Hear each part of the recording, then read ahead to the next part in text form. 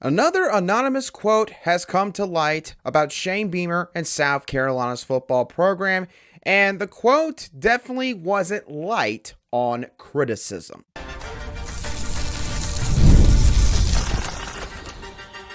You are Locked On Gamecocks, your daily podcast on the South Carolina Gamecocks, part of the Locked On Podcast Network, your team every day.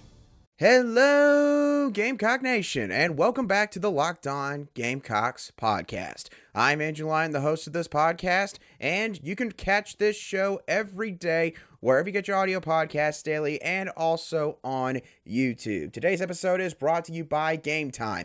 Download the Game Time app, create an account, and use code LOCKEDONCollege for $20 off your first purchase. Terms do apply. Hope that you've all had a great week up until this point. I would have to imagine that Shane Beamer more than likely has had a pretty good week as well. He's gotten a few more commitments on the recruiting trail for South Carolina.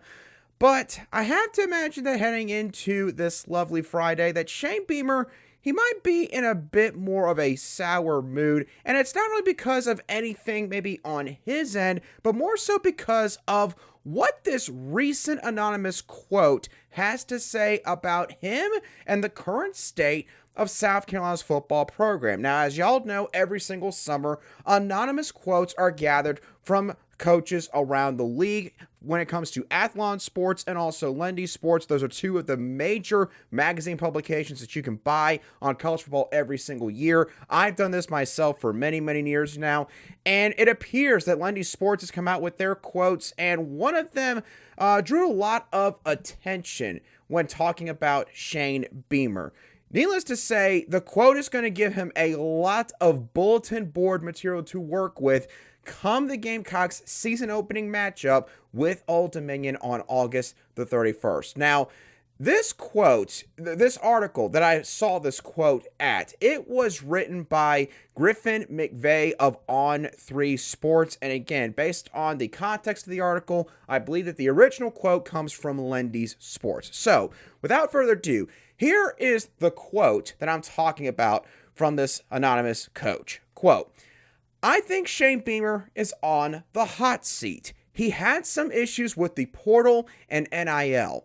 I don't think Cocky is very happy right now.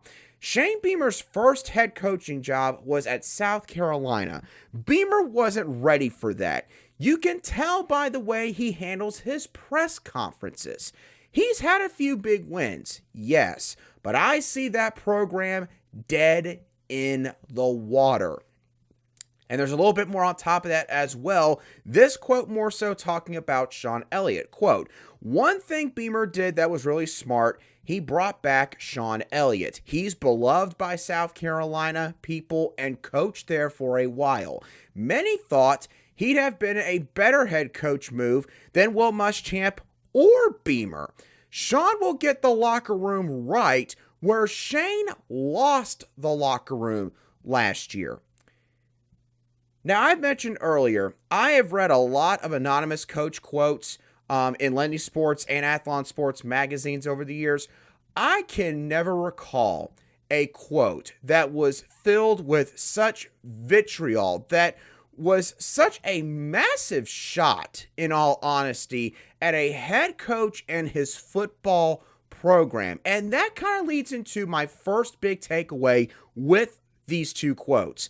And that is, whoever gave this quote, they have clearly got some kind of vendetta against Beamer and or South Carolina as an entire football program. First of all, the statement of Beamer being on the hot seat, as we've kind of talked about now several times on this show, that's a little bit overblown. Is this a pivotal season? 100%. Does Shane Beamer need to get the Gamecocks back to a bowl game in order to maybe cool his seat a little bit heading into 2025? I think it's more than fair to say that as well. But Shane Beamer being on the hot seat, no, that's not the case at all. He would have to have a 3-9, 4-8 type season with a lot of blowout losses to potentially lose his job in 2024. Secondly, The mascot got thrown in here. I don't know why on earth Cocky had to catch a stray in that entire series of statements there. Cocky's one of the better mascots, I would say, in all of college sports, quite frankly. And I have to be honest, Griffin McVeigh of On3 Sports, he said in the article that he thought that this was actually a nickname being given to Shane Beamer. He put that in there himself. I don't know if I 100% agree with that. It was very weird, but the point here is this. I mean, the mascot got mocked, so that's kind of in a way mocking the football program as a whole. The other thing is, this coach said the program's dead in the water. I don't think that's true either. Now, you want to say South Carolina's not nationally relevant at this current point in time. Again, okay, fine. You win the talking point. Sure, the Gamecocks don't quite have the momentum right now that they had accumulated at the end of the 2022 season. And it is fair to say that Beamer is somewhat to blame for that, for some of the problems that this program had last year. And at the same time, paid a compliment to Sean Elliott while taking a dig at Shane Beamer at the same time. So this is a guy that may or may not have been involved in a coach search process at some point, all that not too long ago in the distant past.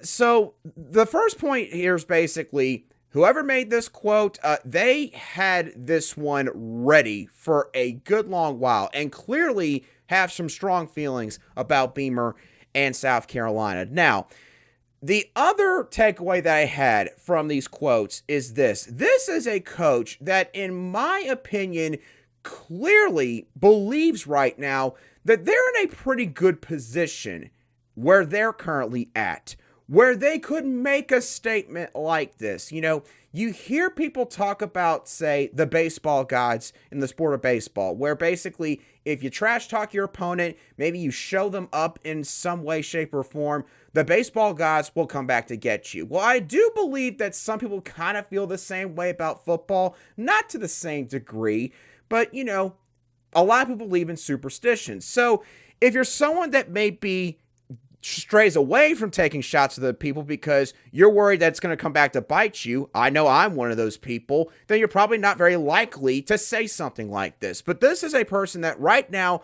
they got a lot of bravado about themselves, very clearly. So those are kind of the two main takeaways that I had from these quotes. So the next question that I know some fans have got to be asking is, who on earth could have made these statements? Who could have taken this failed shot at Shane Beamer in South Carolina? I've got a couple of ideas regarding the answer to that question, and we'll talk about that in a couple moments right here on Locked On Gamecocks. Today's show is brought to you by Game Time. Game Time is an authorized ticket marketplace of Major League Baseball, which makes getting tickets faster and easier. Prices on the Game Time app actually go down the closer it gets to the first pitch, with killer last-minute deals, all-in prices, views from your seat, and their lowest price guarantee. Game Time takes the guesswork out of buying MLB tickets. The Atlanta Braves are going to be taking on the Pittsburgh Pirates this next weekend at Truist Park. And on Saturday, Paul Skeens is the current probable pitcher listed in the lineup for the Pirates.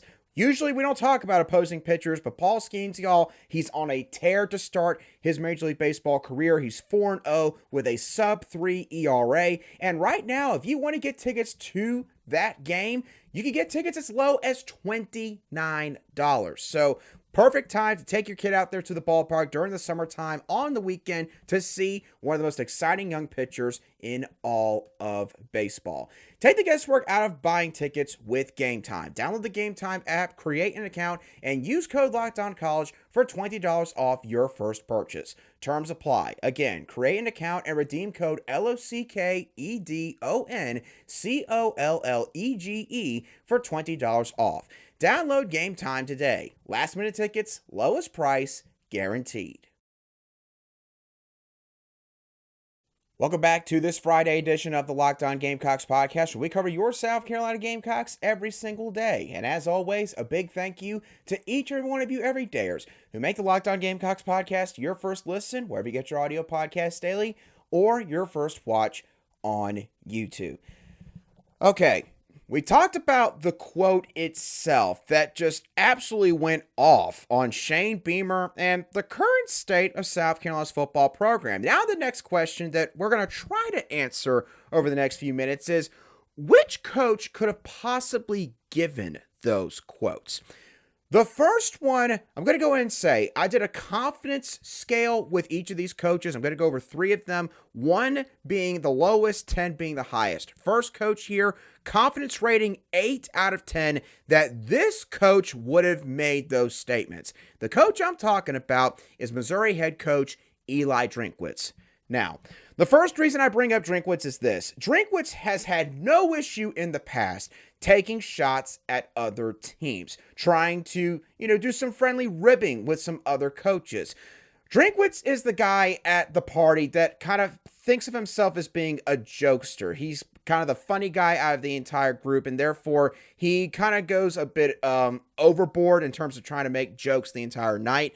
But sometimes I do feel like that there's also a little bit of a deeper meaning to the things that he tries to do. And so that is one reason why I think he could have made these quotes, because he's done it with other coaches openly, by the way. So him being anonymous here, you could see how maybe he would have added a little of extra sauce maybe to any of his ribbing. Now, the other thing is this. The part about Sean Elliott being brought up, that would narrow this field a great deal, because the coach that brings up Sean Elliott, he has to have knowledge of him. And Eli Drinkwitz fits that bill because he used to coach in the Sun Belt Conference back in 2019 when he was the head coach at App State. Sean Elliott at that time, was the head coach at Georgia State. So they did face off against each other. Therefore, they know each other, at least to a certain degree. He also has won 5 straight games over South Carolina, dating back to his lone season as the head man up there in Boone, North Carolina. So Drinkwitz, he would have good reason to be feeling himself by making these kind of comments about a coach that, quite frankly, he has dominated since he has been here in Columbia in Shane Beamer. And the other thing I will say is this, and I cannot back this up with any substantiated information, but there are rumblings that a few years ago, Drinkwitz was potentially passed over for the offensive coordinator role here at South Carolina. Now, if that was the case, you would probably going back to 2017, where Brian McClendon, who was the interim play caller in the Outback Bowl against Michigan, wound up getting the full-time gig. But if that was the case, if it was indeed what played out back then you could see how maybe Eli Drinkwitz, maybe he's held a grudge against South Carolina for that very reason.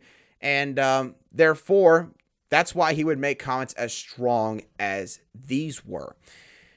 Now, again, Drinkwitz, he very well could have been the man that made those statements. But there are a couple of other coaches that make sense here as well. The second coach I've got listed here is Florida head coach Billy Napier. My confidence level for him is about a 5.5 out of 10. Basically a coin flip. You could convince me he made these statements, and you could also convince me that he didn't make these statements.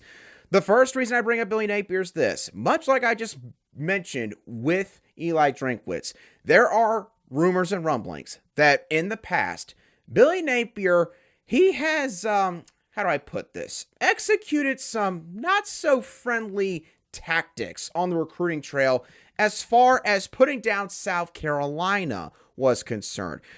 Billy Napier coached several years at Clemson. At one point was the offensive coordinator there.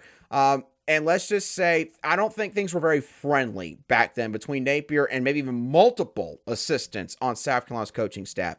So that's one reason. The second thing is this. He would also know Sean Elliott. Again, Elliott was the O-line coach at South Carolina starting in 2010. That was the final year that Napier was there at Clemson. And Napier coached against Sean Elliott on multiple occasions in the Sun Belt Conference when he was the head coach at Louisiana.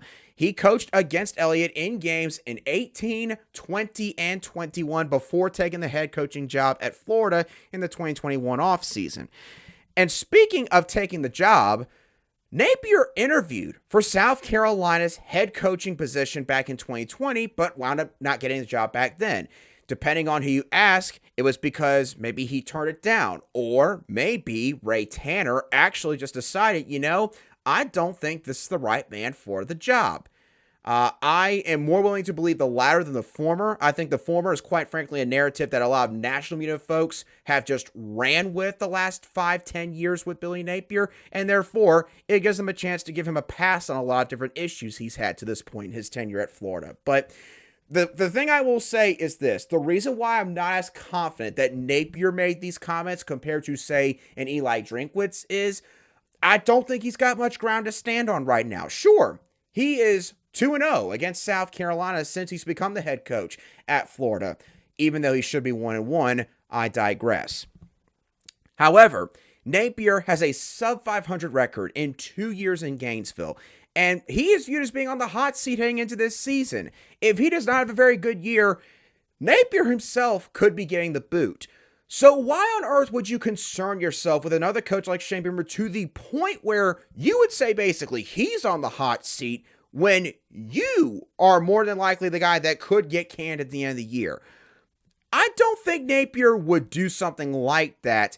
And again, I mentioned earlier that some people are strong believers in the football gods. Napier comes from a football-rich family. I believe his father was a legendary high school football coach before he got into the business. So you would think that Napier would be a guy that would maybe have a stronger belief in that, and therefore he would not make comments as strong as these. And so for that reason alone, my confidence on Napier, it's about 5.5 out of 10. Now, real quickly, the last coach that I think could have made these comments, and this one's kind of an obvious pick when you think about it, it's Kentucky head coach Mark Stoops. One, he has taken a public underlying shot at Beamer in the past, hence dancing in stupid sunglasses at the 2022 SEC Media Days interview that he did with Ryan McGee and Marty Smith. Kentucky fans can say all they want that was not Beamer he was talking about. Nobody believes that outside of Lexington, okay? I could see him ridiculing Beamer for his press conferences because Stoops is the exact opposite. He's more stoic, gives cookie-cutter type answers more often than not. Beamer wears his emotions on his sleeve for better or worse. Also, Stoops has been in the league for a very long time. So, he knows Coach Will Muschamp. He knows Coach Sean Elliott quite well. Coached against Elliott several times. Now, why is it I have Mark Stoops here at the bottom of this list? Well, much like Billy Napier, I just don't think that he's the kind of coach that can just come out and make these kind of statements where he himself is not exactly on stable ground right now. Stoops has lost 2 straight games to South Carolina, and he's gone 7-6 each of the last 2 years, which, congrats Kentucky, that's now being viewed as missing out on expectations that you've set for yourself. So this is a big year for Mark Stoops. Not necessarily he could get fired after this season, but he needs a bounce back year. And Stoops definitely comes from a football-rich family. Bob Stoops, I believe brother Mike Stoops as well, I want to say, all have been major coordinators or head coaches at the FBS level, at the Power 5 level at some point in time.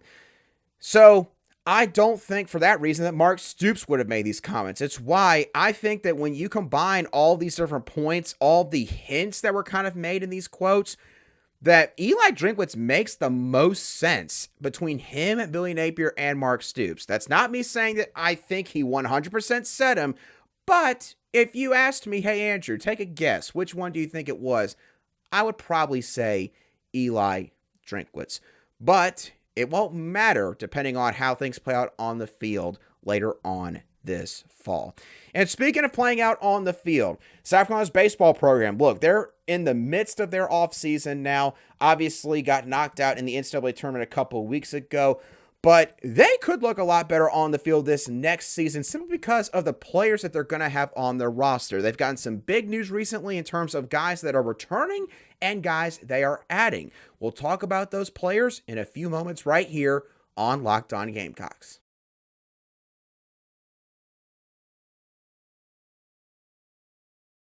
Welcome back to today's edition of the Locked On Gamecocks podcast, where we cover your team every single day in around 30 minutes or less. Let's talk about the foundation that Paul Mainieri and his staff are building for South Carolina's baseball team and what it's going to look like this next season, because they've gotten a decent amount of good news over the past week and a half or so. And it starts with the players who were decent pieces on this team this past spring coming back next year. The most notable one being Ethan Petrie, obviously a freshman All-American in 2023, broke several records for South Carolina that season. And even though, yes, 2024, you could say Petrie had a bit of a down year, batting around 300 still with 20 plus homers, and I want to say 50 or 60 plus ribbies. I mean, that's a pretty doggone good down year for a lot of hitters at the college level. Petrie obviously is one of the most talented guys that this program has had in a very long time, as far as being a pure hitter at the plate. So Petrie coming back, it is a huge deal. At certain points, some people probably suspected that he might go into the portal. Maybe he would go back to his home state in Florida and maybe even play for the Florida Gators. And obviously, if that had happened, that would have been a significant blow, because not only would you have lost Petrie, but he would have been joining one of your biggest, in my opinion, your biggest rivals in the baseball front in Florida. But Petrie coming back, obviously you've got your superstar now for 2025. Blake Jackson also returns for next season. Now, some people might not get as excited about Blake Jackson coming back like an Ethan Petrie, but I will say this. I'm a Blake Jackson guy. I think that Blake Jackson did a lot of little things for South Carolina, especially towards the end of the 2024 season. Jackson, obviously, transferred from Charlotte the previous offseason. Definitely a guy that's more known for his speed. He's got decent fielding ability, can go to different positions in the outfield, I believe, especially at the corners. And can find a way to get on base when you need guys to get on base. Jackson is definitely not the kind of guy that is known for his power. He can definitely unleash on a ball if it is placed just right, but he needs a lot of things to kind of go his way in order for that to happen. So he's not the power hitter that Ethan Petrie is, but Jackson is definitely a top of the batting order type guy that when he gets on base, and he can build momentum for your batting lineup, give your guys more confidence when they go up to the plate. It can permeate out to the rest of the dugout. So I think getting Jackson back is a big deal for the Gamecocks in that regard. And speaking of outfielders, South Carolina is getting a talented one based on what he did this past season in St. Mary's outfielder Dalton Mashore, I think is the way his last name is pronounced. I'm sorry if I butchered it. Again, first time I've ever said it. But second team all West Coast Conference selection at St. Mary's in 2024, slashed .338, .429, and .634 this past spring, hitting 13 home runs and batting in 41 runs. He also has stolen 46 bases throughout his career. Remember, when Paul Mainieri was introduced as the Gamecocks head coach this past week, he said that the one thing that he really wants out of his team, well, he wants a lot of things, obviously, but one of the things that stood out with what he said is he wants guys that can run on the base paths. He wants to be a good base running team. Dalton Mashore is going to help in that regard, along with a Blake Jackson. And, by the way, in terms of defense, another thing that Paul Mainieri is going to stress heavily with this bunch, Dalton fits that bill as well. Had a fielding percentage of 99.4% at St. Mary's in 2024. So I'm not just going to say guaranteed that Mashore is going to really help out in the outfield. Obviously, Austin Bringling, he had a lot of accolades coming in from North Florida. It took him about half the season, apparently, to get into a groove himself. So we'll see how he translates, or I should say transitions to the SEC. But if Dalton Mashore can figure things out quickly at this level, he could be a big help for this team. Another newcomer that I want to talk about real quick, JUCO transfer Caden Gaskin from Northwest Florida Junior College. He was a third-team All-American at the junior college level this past season. He slashed .403, .510, .638 in 2024 with 7 home runs and 59 runs batted in. Stole 41 bases. 41 in just one season, and also converted 31 double plays in the field. So Caden Gaskin, again, not going to say he's going to automatically start this upcoming season. Would not surprise me at all, though, if he pushes for some starting time in the middle of the infield this offseason. Now, that's just the beginning. Obviously, the team's not going to win a bunch of games with just those 4 dudes. They need to have some more guys either come here, transfer, or return. And there are a couple of other guys that could come back for this team. One of them is outfielder / designated hitter, Kennedy Jones. Now, Kennedy, obviously, I think it's fair to say he tapered off a little bit at the end of the 2024 season. It took him a couple weeks to get into the starting lineup, and then he got into the lineup, did a pretty good job at the beginning of the year. I think that Jones, quite frankly, when he's aggressive, he is a way better batter. When he is conservative, it's completely different. But Jones would definitely give this batting lineup some pop as far as his power is concerned, his ability to hit the ball into the gap. I would say that he is a guy that if South Carolina could convince him to return, they need to get him to come back for another season. And admittedly, look, he started a lot of games at left field. There's a reason why that was the case. Jones is not maybe a strong suited fielder. So we'll see if maybe he gets drafted high enough. Obviously, money talks in the MLB draft. But if you can get him to come back, that would be huge. One other guy I'll talk about real fast before we head on. Right-handed pitcher Eli Jersenbeck. Jersenbeck obviously came in with a lot of hype in 2023. True freshman, really nasty stuff. The break on his pitches, it is incredible. Think about Roman Kimball, but no offense, Roman Kimball, more control. That is Eli Jersenbeck in a nutshell. Now, the problem is Jersenbeck got hurt 2 seasons ago against Kentucky. Basically, I think needed Tommy John. I don't think that was officially ever announced, but I believe that was the case. Took him out for the entire 2024 season. Again, comes down to money. Is someone going to be willing to pay what Jersenbeck and his agent will be looking for? If not, then fair to say I think Jersenbeck will come back, and also fair to say he'll probably play a massive role in the pitching rotation.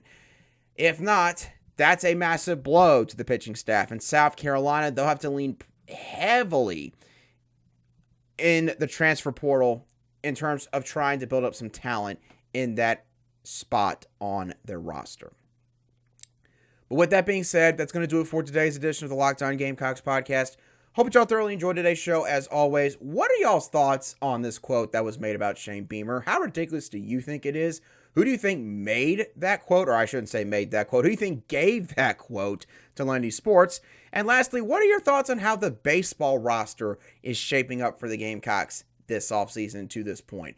Let me know of your thoughts down below in the comments section if you watch today's show on YouTube, or if you listen to this on an audio podcast app, shoot me a direct message on X at @A_SC. And once again, thank you all so much for tuning in. Have a great rest of your Friday and a fantastic weekend. And I'll be sure to catch y'all on the next show of the Locked On Gamecocks podcast.